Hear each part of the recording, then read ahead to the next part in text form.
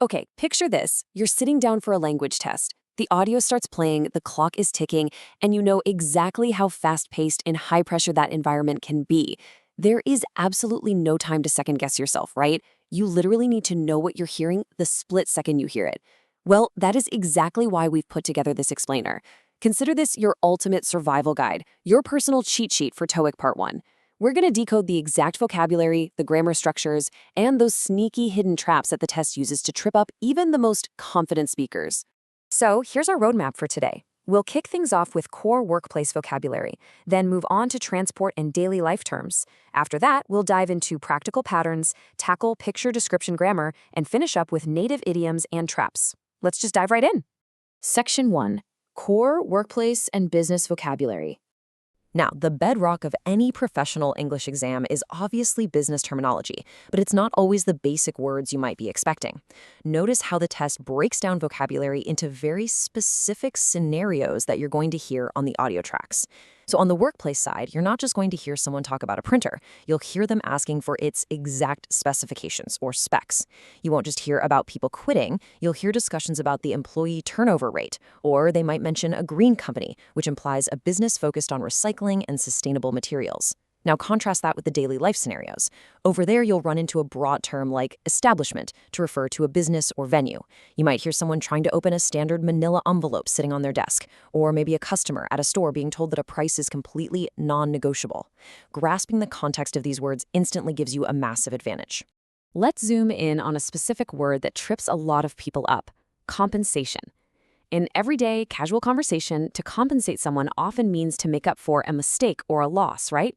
But in a business or interview context, which is exactly what you'll get on the test, compensation means your salary. It's your pay, your remuneration package. If an interviewer asks about your compensation expectations, they are asking about your paycheck. They are definitely not asking for an apology. Let's put you in another highly common office scene.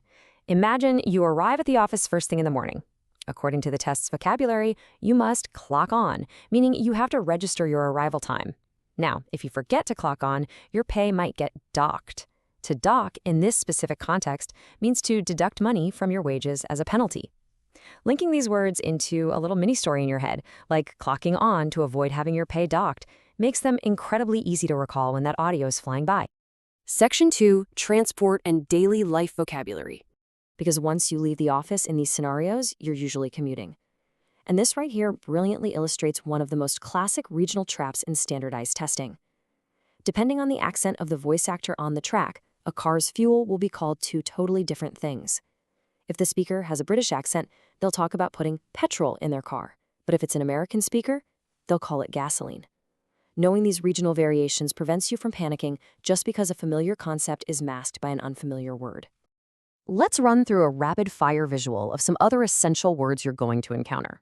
I want you to picture this scene. Seriously, take a second to visualize it. You have spectators watching an event from a high overpass as vehicles drive below.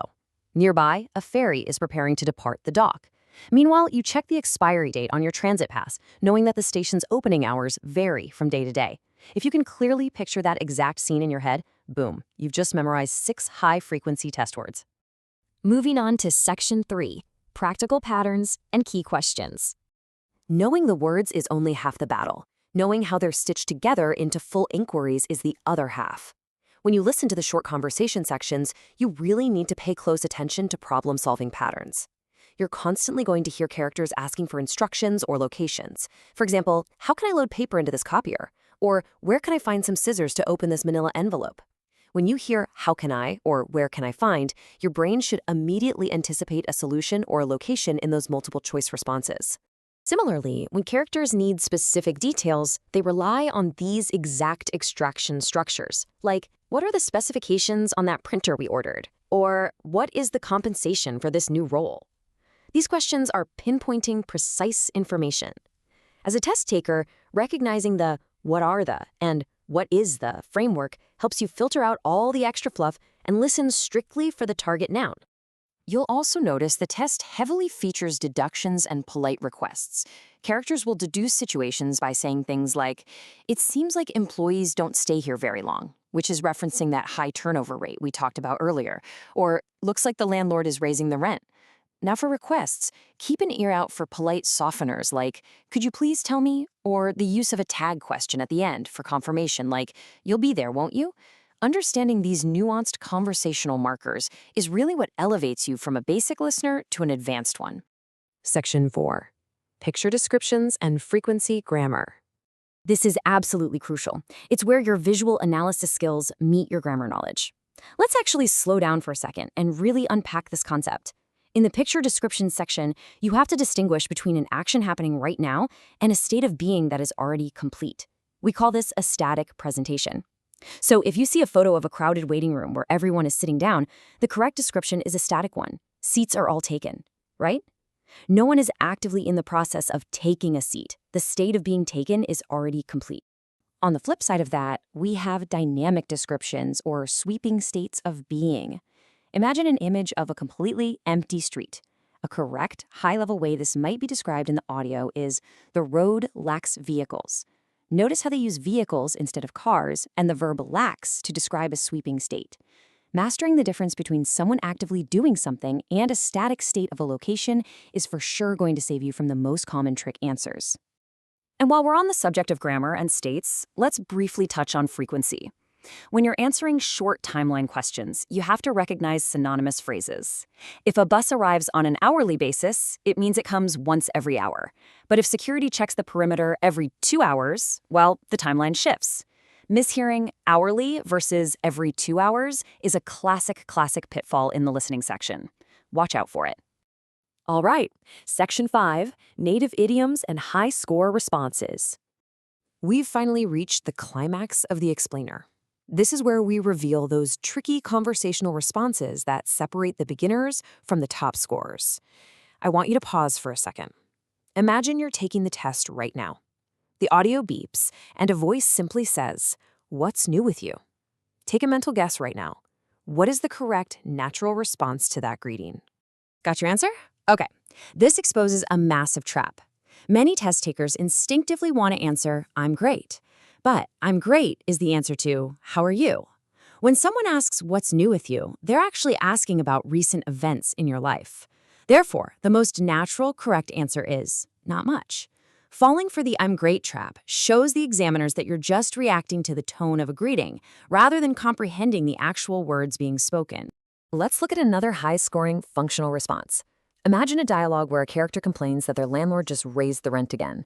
The correct response in the multiple choice won't always be a direct agreement. Often, it's a logical follow-up concern, something like, "Can we still afford to live here?" This shows a deep comprehension of the conversation's consequences, which is exactly what the test is measuring. It's like a giant puzzle, and you're fitting the pieces together. Now, to completely round out your toolkit, you've got to be ready for advanced idioms. Let's say a manager praises an employee for finding a tiny error in a manila envelope's specifications. They might say that employee has a keen eye for detail.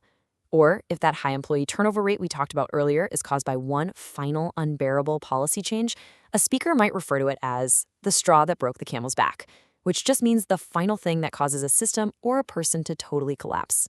And that brings us to our final phrase, a penny for your thoughts.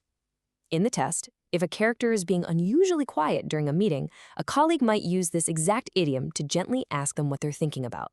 It's just a really wonderful phrase about placing value on someone else's perspective. So, a penny for your thoughts as we wrap up this explainer. Now that you've seen the hidden mechanics behind the test, how differently are you going to listen the next time you hear a seemingly simple office conversation? Armed with this toolkit, you are no longer just a spectator, you are ready to dominate.